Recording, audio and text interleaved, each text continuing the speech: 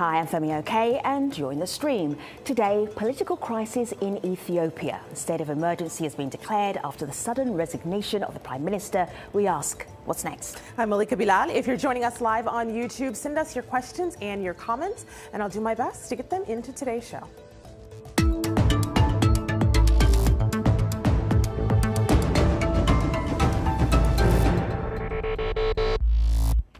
In a hectic few days last week, Ethiopia was thrown into political crisis.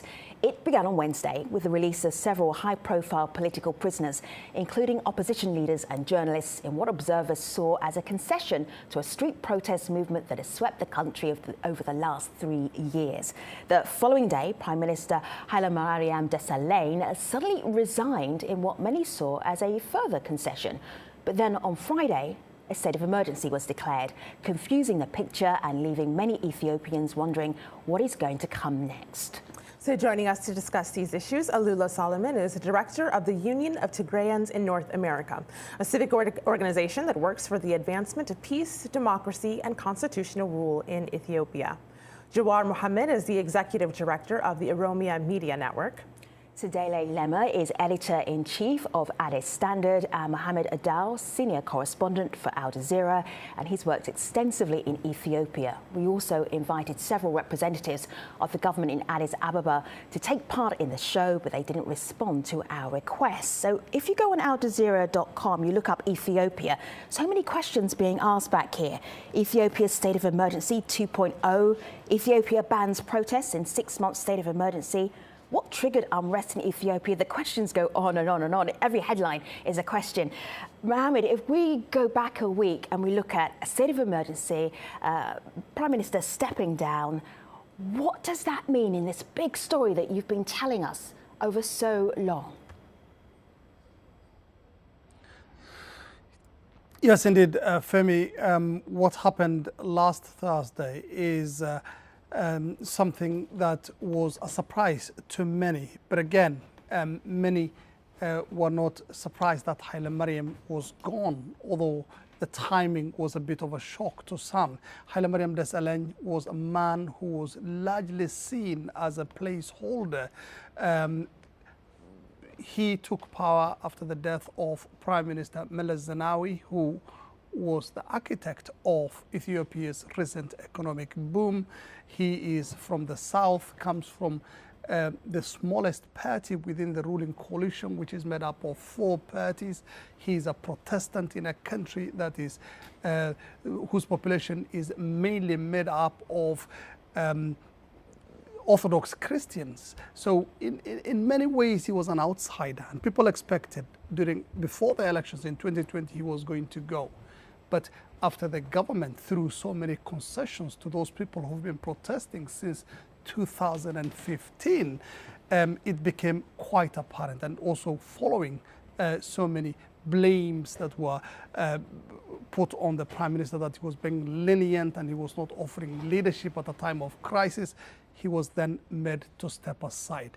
What many of our sources in Ethiopia are saying now is that the military, where real power in Ethiopia rests in, trying to use the process of finding a successor to Haile Mariam Desalegn to appease even more protesters and probably come up with something of some kind of a solution to the crisis the country is facing right now. You know, Mohammed Addo, you spoke the words, and they're already on Twitter because people are saying the exact same thing. This is one person who tweeted in, he merely served as a placeholder in the Prime Minister's office. He knowingly accepted his obedient role for over 5 years, and this is why he meekly accepted the arrangement and resigned. It was a drama orchestrated by his quote-unquote masters. This is what one person says. Another person, Raymak on Twitter, says he was just a symbolic Prime Minister to appease the Ethiopian people. He didn't have the decision-making powers of his predecessor. The power is in the hands of the ruling political bureau and the coalition that is led by the Tigrayan majority party runs the show from behind the scenes. Alula, when you look at this second tweet here, that the power is actually behind the scenes and that he was a placeholder, what do you make of that commentary? Well, I don't agree with that actually statement. Because Ethiopia has been led by the EPRDF, which is made up of 4 member parties from Oromo, Tigray, Amhara, and the southern people. So after Prime Minister Meles' departure, Haile Mariam came to power, and then he's been serving his country based on the party's consensus, and then based on the constitution of the country. We have Jawar on the phone. Jawar, I want to play a little bit what will be audio for you, but video for the rest of us. Some high-profile prisoners who were released last week. Have a listen. You know, this country is a country of 100 million. It is too big for one political group, you know, for one group, small group to run the affairs of 100 million people. Ethiopia is one large prison. I say this because there is no democracy in the country. This is a dictatorship. We have to change this big prison into a democratic state.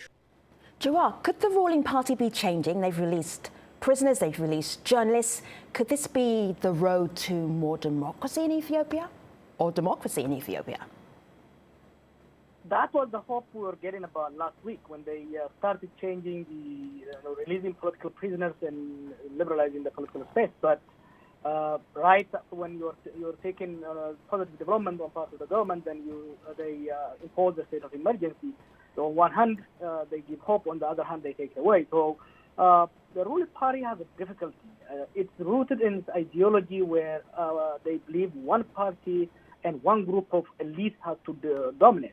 That cannot work. As Dr. Mura said, in a country of 100 million and some 80 ethnic groups, you cannot have a single party dominate every aspect of life, economy, military, and security, and expect peace, expect to rule forever. They have to change. They have to remove the state of emergency. They have to open up the political space to competition among various interest groups. But the current state of emergency dashes the hope for change through negotiation. So Jawar, someone who might agree with you, Adnaf on Twitter, says the only way to overcome the crisis in Ethiopia is widening the political sphere and making all political groups in and outside of Ethiopia part of that solution. Sadly, by declaring a state of emergency, the ruling party showed us it isn't ready for real political dialogue. But we also got someone who then would disagree with both you, Jawar, and that person who tweeted. This is Daniel Bahani. He's the founder of Horn Affairs in Addis Ababa, and this is what he told the stream. Regarding the question whether the announcement, the decree of the state of emergency would exacerbate the unrest or not, I don't see why that would be the case. All other things constant, provided all other things are managed well, the state of emergency should enhance the security and the stability in the country, not the other way around. Secondly, at any rate, the situation would at any rate, I would expect the situation in the country to be better with this state of emergency than without it. So Sidele, he says this should enhance the security of the country. Is that what we're seeing right now? What's your view of that?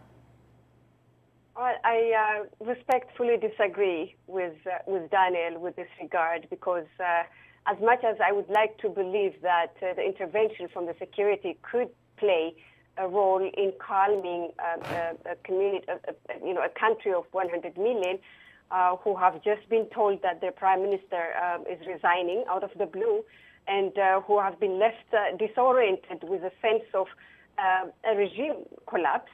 As much as I would like to believe that the security could be playing a role in calming this, the structure of our security is it's made in such a way that its brutality is considered to be a calming factor. We have seen that over and over again, not only in the last 3 years, but since the establishment of the current government, there is no, the security has been functioning with impunity and have a track record of brutality. Ethiopians know that. Even a small gathering of protesters could turn into unimaginable bloodshed because the security cannot restrain itself. Now, under the state of emergency, the security has just been given a blanket permission to search, to stop, and to do what's included in the state of emergency. And suddenly we expect it to restrain itself I highly doubt that, and it's not its track record. So I respectfully disagree with Daniel. Well, actually, generally speaking, the country has been through in crisis since 2015. I believe there are three major factors that actually contributed to this crisis in the country, which led to political malaise in the country right now. The first one is there is lack of consensus between political actors in Ethiopia, major political actors. For example, we can take in nation building. Some of them are pro-federalism, which is right now currently employed in Ethiopia.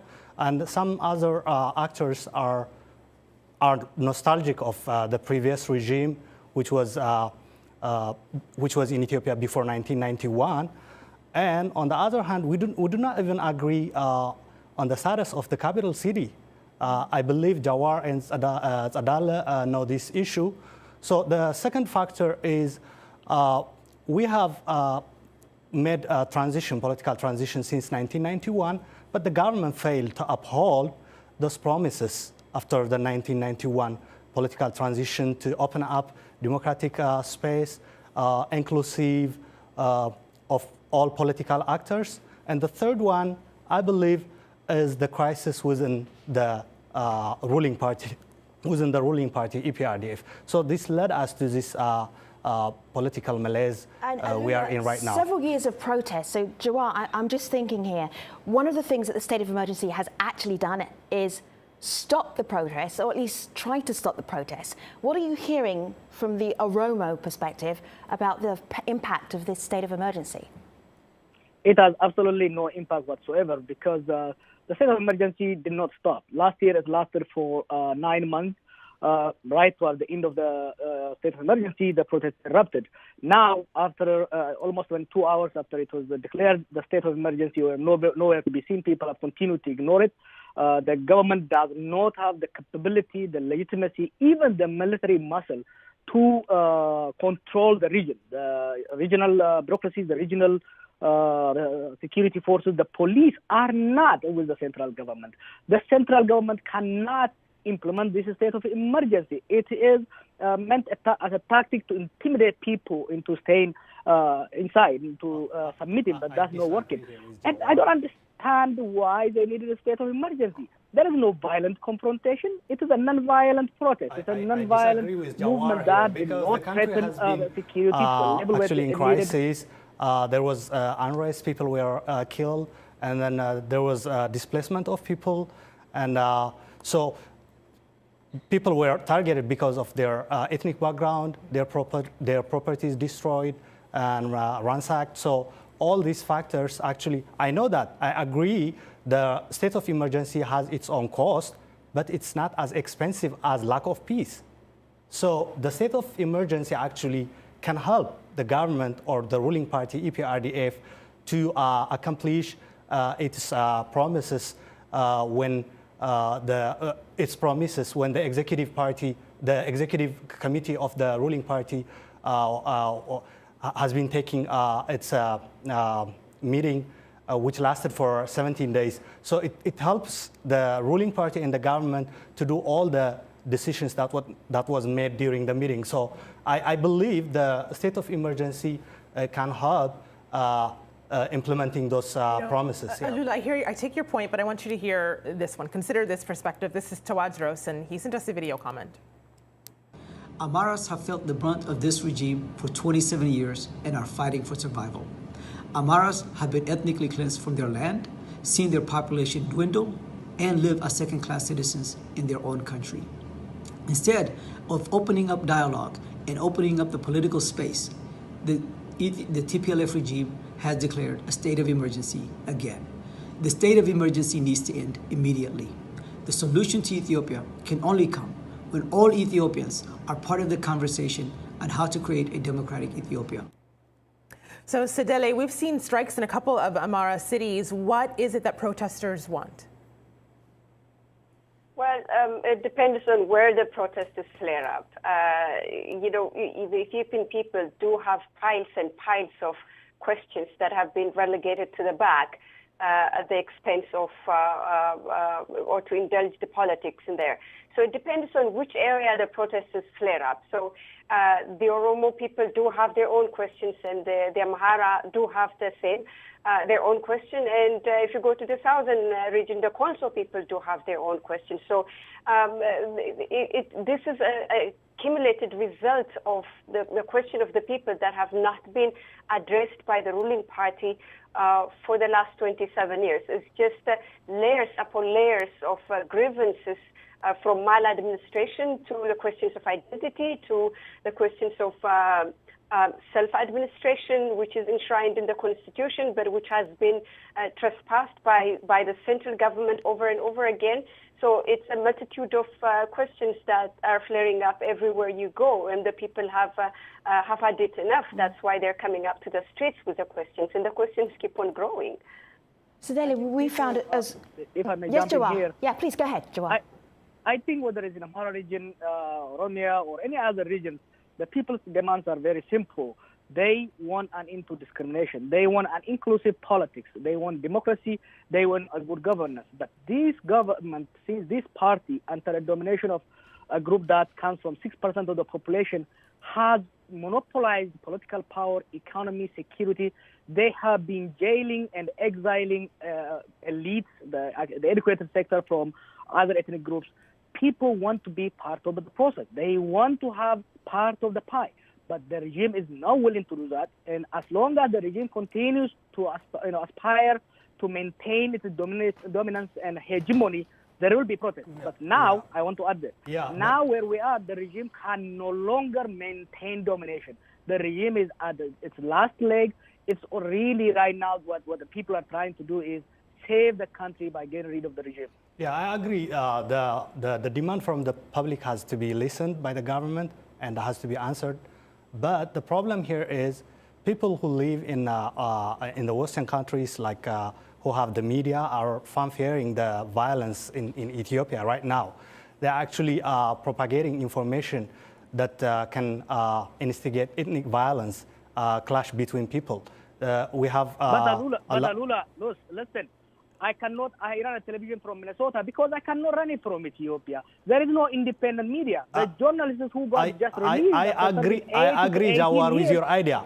We need to have inclusive politics. I know that. There has to be kind of... Alula, let me just add something, because I know you're not seeing it, but I have a monitor. So I see Sedele and I see Mohammed actually smiling when we're talking about independent media in Ethiopia. So I think there's a knowledge there that they're acknowledging that there isn't. The EPRDF has made a decision during its executive committee meeting, which lasted for 17 days.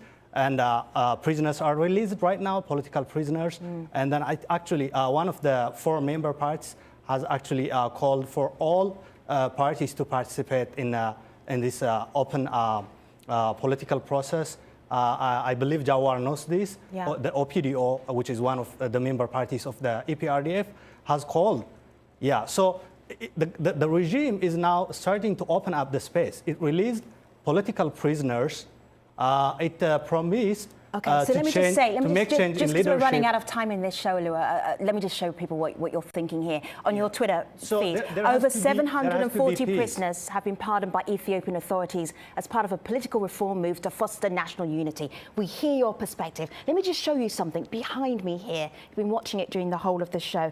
This is supporters of the Secretary General of the Oromo Federation Congress, and they're in Adama. This is the Oromo region, and this is the area, the community here celebrating his release. But Mohammed, I want to play a little clip from you from a stream episode in November 2016, and this is Getachew Reda. He was at the time the communications minister for the Ethiopian ruling party, and this is what he said about what do we do now, and that was almost 2 years ago. Have a listen.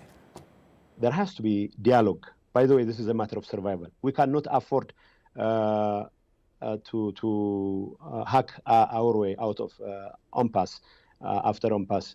If we fail to address the grievances of the public in a manner that satisfies Are you succeeding right now, If Minister? we fail to create mechanisms whereby people can vent their frustrations in a manner that doesn't affect the stability of the country, and then the survival of the country itself will be at stake. Again, it was protests that brought us to that show, protests that were shut down last week. How much progress has Ethiopia made? Mohammed?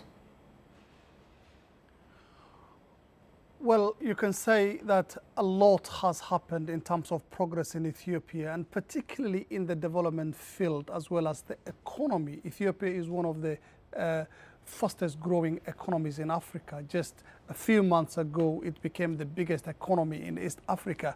But when it comes to the issue of basic freedoms, freedom of speech, freedom of the media, and this is a huge problem in Ethiopia. And the government has been, as it has done before, trying to use the same tactics it has used over the years. And in this era of social media, it's quite untenable to be able to use all these tactics that have worked for you in the past but might not work for you in at the moment.